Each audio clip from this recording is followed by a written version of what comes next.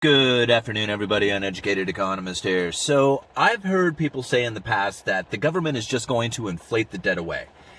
And that's an impossibility. You cannot just inflate the debt away. It doesn't work like that. Now, you can inflate the debt away further out, but you cannot inflate the debt just simply away. The debt is always going to be due, or somebody will take a loss. There is no doubt about it. So I had somebody email me today saying, hey, take a listen at this Ron Paul interview. And he says in there about how the government is going to inflate the debt away.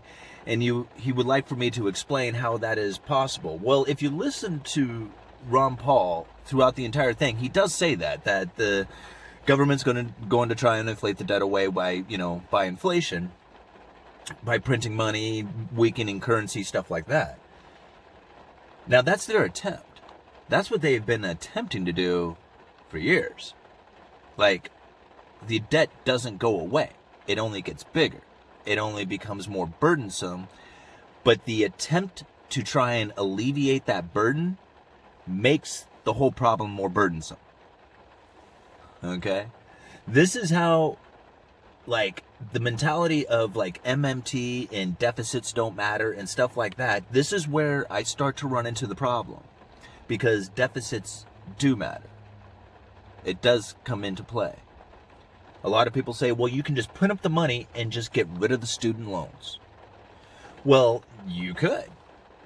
But that takes the burden from the student and puts it on the taxpayer and shifts it out farther into the future. So really, it's back on the students again, just in a different form, in a different way. But the debt doesn't go away. It just doesn't go away. Now, when it comes to these student loans, when you think about it like this, the government has a balance sheet, and on that balance sheet, they have assets. In those assets, there's a financial portion. So you got all the assets of the government. The section that has the financial portions in it, where they hold, anything that has basically is a loan that's due to them, like these student loans. Those things have been securitized, those student loans. They're referred to as slabs. And the financial portion of the government's balance sheet has 50% of it is made up of these slabs, of these student loan asset-backed securities. Now, I don't want to get too complicated into things, but you have a balance sheet that has assets and liabilities. On the asset side are these slabs that are not getting paid, but it's part of their assets. The liability side is like all the treasuries and different things that they have out there. So in order to alleviate that debt, they would have to take out more debt in treasuries, get the money when they sold it, pay off those student loans, get that out of the system, and shifting the burden onto the taxpayers. Otherwise, if they were to just say, hey, just wipe it clean, just take that off the balance sheet altogether and we'll just pretend like it never happened. Well, all that money is out there. They printed up the money and they put it into the system. The students got it, paid for their education, and the money went out into the system. Now it's their job to go back and get that money again through work and effort, pay a little bit of an interest, and get it back to the original provider of the loan. This is how the whole system works.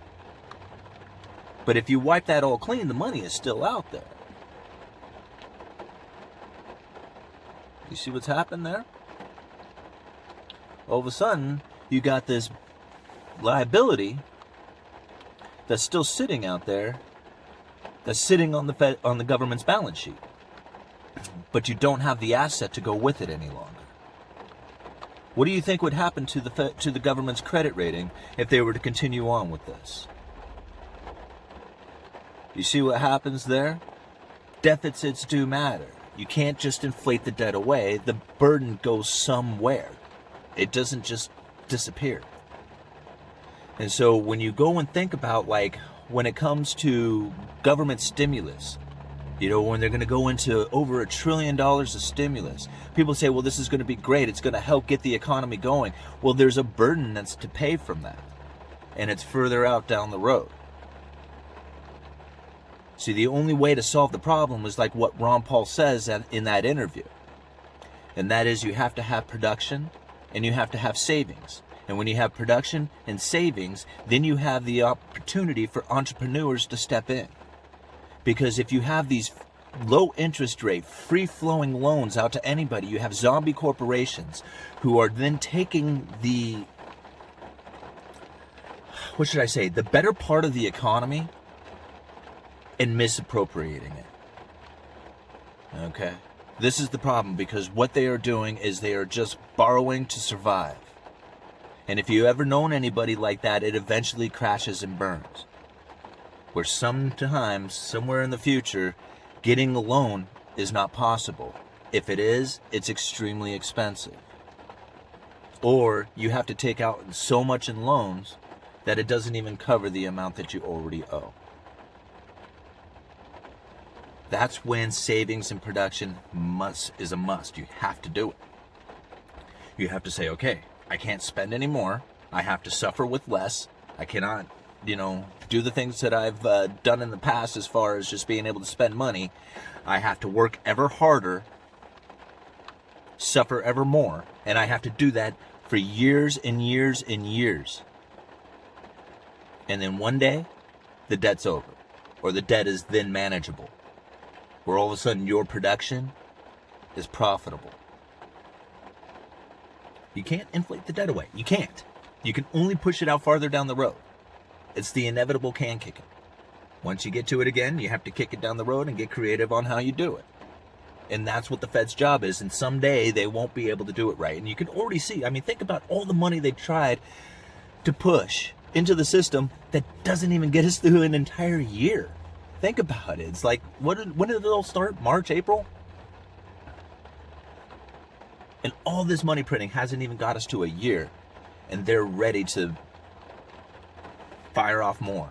Talking about future ones even after this.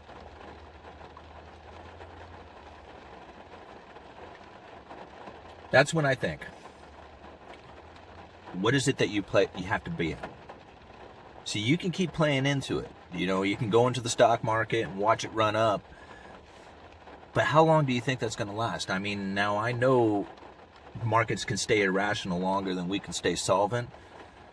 But if you don't take it on any debt, and you're not really playing the game, and you're just sitting back watching, I think you're in a safer place than participating in any of that stuff. Personally. Cash, silver, Bitcoin. Don't do what I do. Do what you want to do. That's what I'm doing. And I'm just letting you guys know that. Okay, I got to go into work. I'm probably already late. That was the boss right there, so I better get going. But I just wanted to let you guys know, again, I got the website up and running. I would really encourage everybody to please go check out the website daily. I'm going to try and get articles that I find throughout the day and post them there. So 2, 3, 4 articles a day of what I feel is important stuff to know about. I will try and post original articles. I've got 2 up now. I should have another one up today, maybe tomorrow. And let me know what you guys think. We're building it up now, and I would really like to get some traffic over to there. So, all right, Uneducated Economist, you guys let me know.